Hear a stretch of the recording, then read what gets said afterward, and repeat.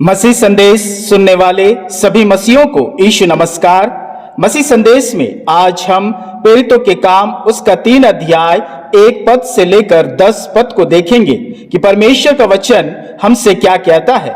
प्रेरितों के काम उसका 3 अध्याय 1 पद से लेकर 10 पद। पतरस और यूहन्ना तीसरे पहर प्रार्थना के समय मंदिर जा रहे थे और लोग एक जन्म के लंगड़े को ला रहे थे, जिसको वे प्रतिदिन मंदिर के उस द्वार पर जो सुंदर कहलाता है बैठा देते थे कि वह मंदिर में जाने वालों से भीख मांगे। जब उसने पतरस और यूहन्ना को मंदिर में जाते देखा तो उनसे भीख मांगी। पतरस ने यूहन्ना के साथ उसकी ओर ध्यान से देखकर कहा, हमारी ओर देख। अतः उसने उनसे कुछ पाने की आशा रखते हुए उनकी ओर ताकने लगा। तब पतरस ने कहा, चांदी और सोना मेरे पास है नहीं, परंतु जो मेरे पास है वह तुझे देता हूँ। यीशु मसीह नासरी के नाम से चल फिर। और उसने उसका दाहिना हाथ पकड़कर उसे उठाया और तुरंत उसके पांव और ठनकों में बल आ गया। वह उछलकर खड़ा हो गया और चलने फिरने लगा और चलता और कूदता और परमेश्वर की स्तुति करता हुआ उनके साथ मंदिर में गया। सब लोगों ने उसे चलते फिरते और परमेश्वर की स्तुति करते देखकर उसको पहचान लिया कि यह वही है जो मंदिर के सुंदर फाटक पर बैठकर भीख मांगा करता था। और उस घटना से जो उसके साथ हुई थी वे बहुत अचंभित और चकित हुए। मेरे प्रियो, आज का वचन एक जन्म के लंगड़े भिखारी की चंगाई की है। एक जन्म का लंगड़ा जिसे लोग प्रतिदिन मंदिर के उस द्वार पर जो सुंदर कहलाता है बैठा देते थे कि वह मंदिर में जाने आने वालों से भीख मांगे। मेरे प्रियो, लगभग बचपन से ही यह जन्म का लंगड़ा एक ही जगह उसी मंदिर के गेट पर प्रतिदिन भीख मांगने बैठा करता था।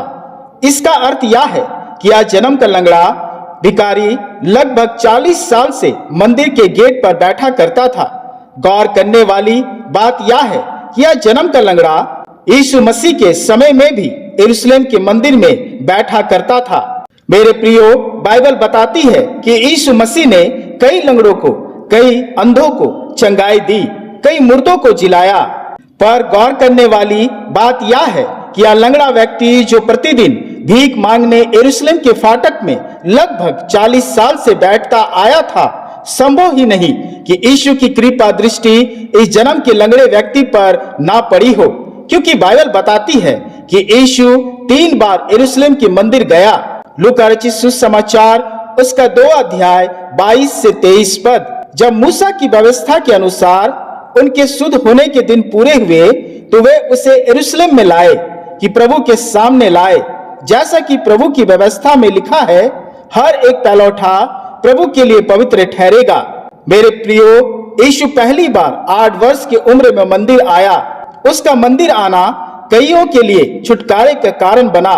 पर उसी वक्त यीशु ने जन्म के लंगड़े के लिए कहा होगा, हे मेरे पुत्रे, अभी नहीं, थोड़ा रुक। लूका रचित सुसमाचार उसका 2 अध्याय 41 से 42 पद। उसके माता पिता प्रतिवर्ष फसह के पर्व यरूशलेम जाया करते थे। जब यीशु 12 वर्ष का हुआ तो वे पर्व की रीति के अनुसार यरूशलेम को गए। मेरे प्रियो, जन्म के लंगड़ा अब भी प्रतिदिन की तरह वहीं बैठा भीख मांगता होगा और यीशु प्रतिवर्ष की तरह फसह के पर्व को बनाने यरूशलेम का मंदिर आया होगा। और उस वक्त भी यीशु ने उससे कहा होगा, हे मेरे पुत्रे, थोड़ा रुक। लूका रचित सुसमाचार उसका 19 अध्याय 47 पद। यीशु प्रतिदिन मंदिर में उपदेश करता था और प्रधान याजक और शास्त्री और लोगों के प्रमुख उसे नाश करने का अवसर ढूंढते थे। लूका उसका 19 अध्याय बताती है, यीशु गधी के बच्चे पर बैठकर यरूशलेम में प्रवेश किया। यीशु ने मंदिर को साफ किया और प्रतिदिन उपदेश देता था।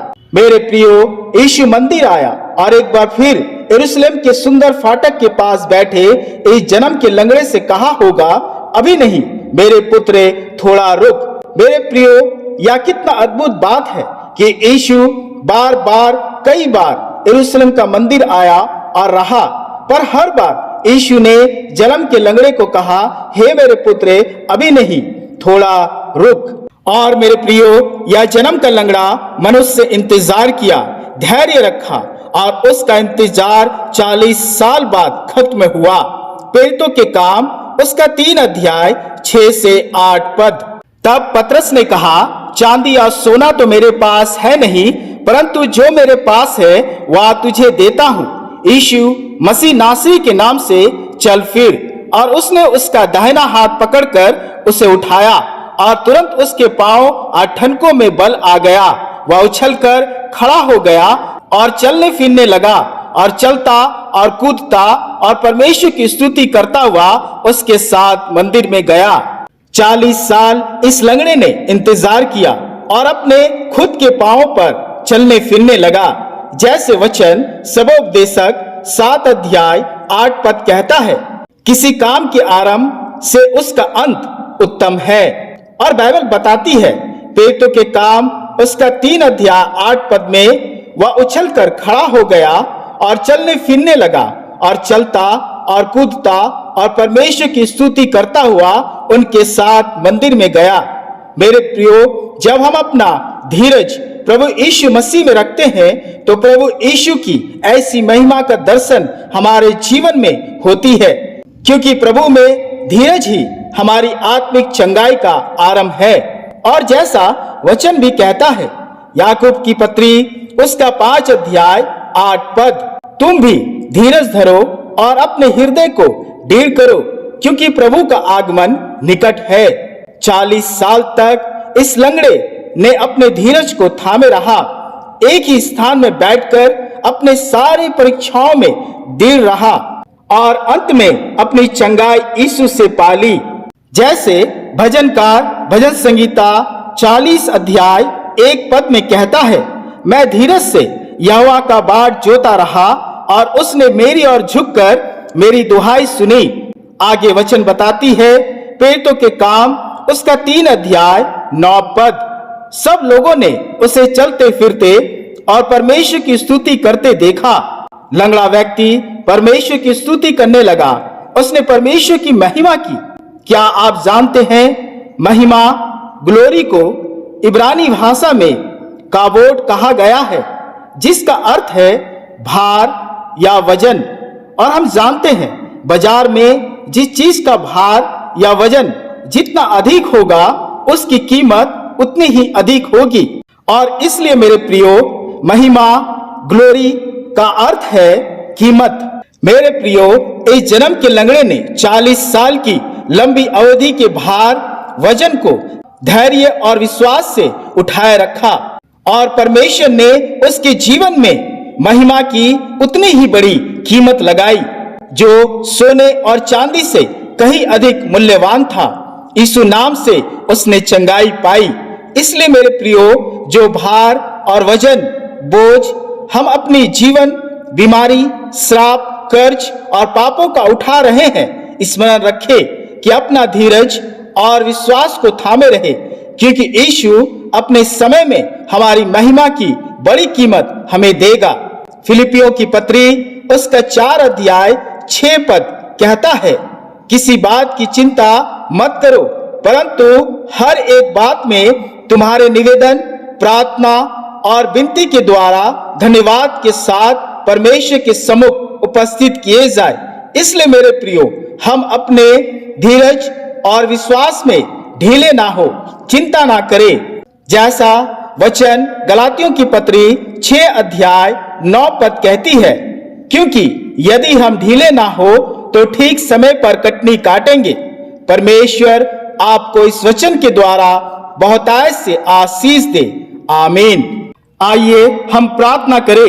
हे पिता, धन्यवाद देते हैं आज के सुंदर वचन के लिए कि हमें अपना धीरज नहीं खोना है, क्योंकि तुझे हमारा ध्यान है। तू हमें हमारे विश्वास और धैर्य में मजबूत करता है। होने दे पिता कि हम अपने बीमारियों के प्रति धीरजवंत रहे, हम अपने क्लेशों के प्रति धीरज रखें, हम अपने उद्धार के प्रति धीरजवंत रहे, क्योंकि तू जल्द ही हमारी सुधि लेगा और उसकी कीमत चुकाएगा। हे पिता, हमारी महिमा को बढ़ा, जैसे तूने जन्म के लंगड़े को चंगा करके उसकी महिमा को ऊंचा किया। हे पिता, मसीह संदेश सुनने वाले सभी परिवारों और जीवनों को हम तेरे हाथों में रखते हैं। हमें धीरज की आत्मा दे, हम अपनी प्रार्थनाओं में स्थिर रहे, अपने मांगों में स्थिर रहे, ताकि उनकी सारी प्रार्थनाएं यीशु नाम से पूरे हो जाए। हे पिता, हमारे सभी परिवारों की महिमा को बढ़ा। हे पिता, जो अपने जीवन की बीमारियों की, श्रापों और क्षमा की लड़ाई वर्षों से लड़ रहे हैं, उनकी पुकार पर अपना कान लगा और प्रभु यीशु के नाम से उनके जीवन में आनंद को भर दे, क्योंकि जो तेरा बाट जोते हैं वे कभी गिरते नहीं। हे पिता, तू ही हमारा सहारा है और हमारा विश्वास की नींव यीशु मसीह है। हम पर दया कर और इस प्रार्थना को अपने पुत्र प्रभु यीशु मसीह के नाम से ग्रहण कर। आमीन, आमीन।